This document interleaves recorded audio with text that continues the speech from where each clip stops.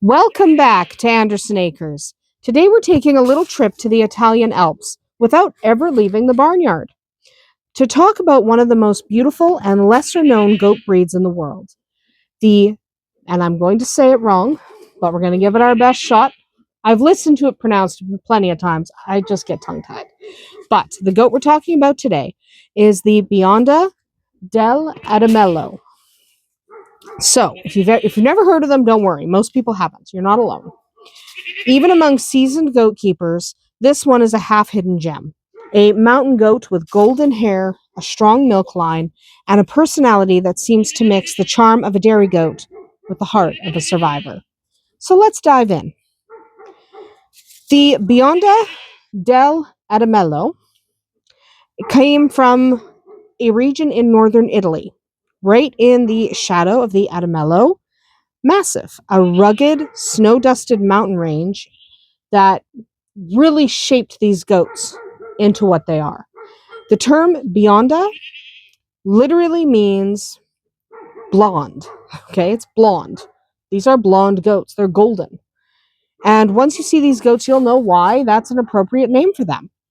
Their coats range from pale gold to warm honey brown, and they shine in the sunlight like someone brushed them with a light caramel color. So the breed is a true alpine native. For centuries, shepherds grazed them on steep pastures through the summer and brought them down to the valleys in the winter. That kind of life shapes an animal. And the Adamello, well, it's a perfect reflection of that tough, mountain-adapted heritage. They're sure-footed, hardy, and surprisingly gentle, despite being raised on terrain that would make most of us wheeze after about 10 steps. Visually, they are stunning animals. Most Bionda dell'Adamello goats have light blonde or a golden coat, very accented by what we like to call Swiss markings: white stripes down the face, white legs, and white undertails. Their horns are usually curved and elegant, and they're found on both males and females, so yes, the girls have horns too. Many also sport small beards and tassels, giving them that unmistakable old world look. They're medium-sized goats, not as massive as the boars, but solid and well-muscled. Bucks typically weigh around 70 to 75 kilos, right around 150 pounds, and does hover around 55 to 60 kilos, 120 to 130 pounds for people who need the conversion. Their size makes them manageable for small farms while still being really substantial animals. They're strong enough to thrive in rugged conditions without being overwhelming to handle. Now, the Bionda has a personality that matches her looks: calm, steady, sociable. Because they evolved in really a close partnership with humans, they were herded and they were milked daily in small mountain villages. Well, they're really known for being docile and intelligent. They don't tend to be flighty or high-strung like some of the more feral or wild-type breeds. They tend to be pretty calm and pretty easy to have around. Now, owners often describe them as easy keepers with gentle dispositions, which makes them a lovely fit for hobby farmers who prefer something friendly with people-oriented tendencies. They're also strong herd animals, happiest in a group, and they do best when allowed to roam and forage rather than being completely confined. Now, if you're thinking, wait, mountain goats in Canada? Well, you're not far off. These goats were literally bred to survive the steep, rocky pastures of northern Italy, with cold winds, sudden storms, and uneven terrain. That makes them really naturally hardy and adaptable to climates where winters just bite and summers can be unpredictable. They're built for endurance, not confinement. The Bionda dell'Adamello shines on rough pasture, especially areas with mixed vegetation and shrubs and brush. Their hooves stay healthy on rocky ground, and they're excellent for clearing overgrown terrain, a trait that might appeal to anyone trying to reclaim a piece of wild acreage for grazing. However, because they were developed in a traditional low-intensity system, they don't necessarily thrive in industrial or feedlot conditions. They're happiest in an environment where they can move and browse and live a little bit of that alpine dream.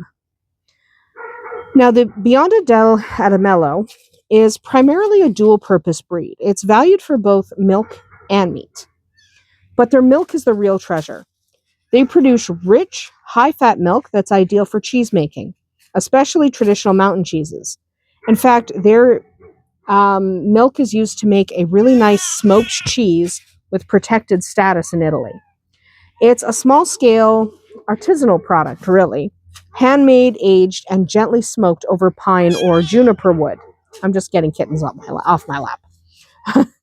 But that's the kind of heritage food connection that makes the breed so special and kittens so cute. Kittens have nothing to do with goats. Yes, we're just getting you guys off my lap. They're fine. I'm just getting them off my lap. So their milk itself averages right around 3.1 percentage milk fat and about 3% protein, which might not sound extraordinary until you remember that these goats are living on wild forage and mountain herbs, not lush commercial pasture. The milk has a complex aromatic quality and the kind of flavor profile that only comes from diverse natural diets. For a small homestead interested in craft cheese production, that combination of rich milk and hearty constitution could be a dream. Unfortunately, unless you live in Italy, getting your hands on one will take a miracle or an import license. But more on that in a minute. While the Bionda is best known for its milk, the breed also offers a good carcass quality for its size. Kids grow quickly, producing lean, mild-flavored meat. Traditionally, Italian farmers raise them in dual systems, milk for cheese and the kids for the local markets. It's a balanced approach that values the whole animal, something many small farms are returning to today. That said, the breed's real value isn't in competing with meat specialists like boars or the Kalari Reds. It's the heritage preservation and sustainability niche. If you raise livestock for conservation, education, or artisanal products, that's where a breed like this really shines, not in the commercial aspects. It's not a commercial breed. In terms of care, the Bionda dell'Adamello doesn't really have very many exotic needs, but they do have specific preferences based on their alpine roots. They do best on rough, fibrous forage rather than the rich, high-protein feed. In fact, too much grain or lush clover can lead to digestive issues. They evolved on sparse grass, leaves, bark, and herbs. So they're good at pulling nutrition from what looks like nothing. If you've got hilly terrain, wooded pastures, or rocky paddocks, they'd feel right at home.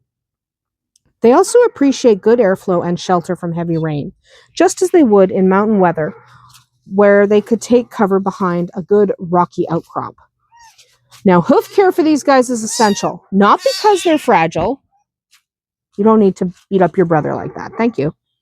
But these guys don't have fragile feet. That's not why they need good hoof care. Don't beat up your brother. But their feet are tough as nails and adapted to the really, really hard ground in the alpine that they're used to. So when you have them not in that environment, their hooves need a lot of care because they're not getting worn down. The soft ground of, for example, my yard would just not do anything. Stop fighting on my lap. So they're fighting. It's this one. This is the culprit. Anyway, the goats. So these guys, this particular breed of goat, if you're milking them, you'll notice they do tend to be easy milkers with well-formed udders and calm temperaments. That's part of what makes them so beloved among Italian cheesemakers. So here's where things get complicated, though, and a little fascinating. The Bionda dell'Adamello is considered a rare heritage breed. For a time, it was close to extinction. In the mid-1900s, the population had dropped to around 100 animals. That's not a lot, but literally 100 for the entire breed in the entire world. Thankfully, conservation efforts in Italy brought the numbers back up to several thousand, and the breed now has official recognition with a herd book managed in the area. Even so, outside Italy, they're virtually non-existent. There's no known breeding programs in North America, and export regulations for live animals and genetics make it challenging. So, if you're dreaming of adding a Bionda dell'Adamello to your Canadian hobby farm, I'm gonna be honest. It's not very likely. Okay? Probably not going to happen. But that doesn't mean they're irrelevant to us. These goats represent the kind of genetic diversity and cultural heritage that small farmers everywhere can learn from. Their story reminds us why it's important to support heritage breeds at home, whether it's our own rare Canadian strains or lesser known European imports. Every one of these breeds carries generations of adaptation, and losing them means losing part of the world's agricultural resilience. The Bionda dell'Adamello stands as proof that beauty and utility can coexist. It's not just a pretty goat. It's a living artifact of centuries of mountain life, a creature bred by necessity and shaped by landscape.